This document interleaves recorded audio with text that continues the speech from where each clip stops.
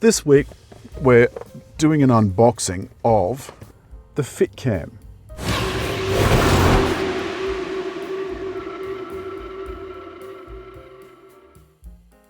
This is a dash cam that looks like OEM, so original manufacturer. It's incredibly clever. It's in high definition. Let me see if I can just get this out. Let's fast forward this bit. Now that I've got it off, nice quality box.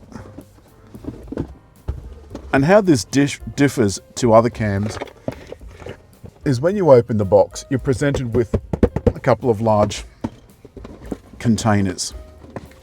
The reason for that is that it's not like this dash cam here. It's not like my, God, it's so hard to unlock. It's not like my Navman. One of the things they've given me is a bracket to shoot a dash cam instruction video, which has a little ball on one end and the suction cup on the other, and a fitment for a mobile phone. It's pretty outrageous, but there you go. They really want you to make sure that you put this in your car. When you do, they're so rare that you'll film it for somebody else. Then we get down to the nuts and bolts, and this is the actual cam. Now, when they sent this to me, they wanted to know what kind of car. And I said, well, I don't drive a regular car. I have one or two different cars every week. So we nutted it down to a Supra. And that's because I know somebody with a Supra. And this is the dash cam. There's a couple of buttons here to control the dash cam itself. There's the dash cam. Now you may be thinking this is absolutely huge, and you're right.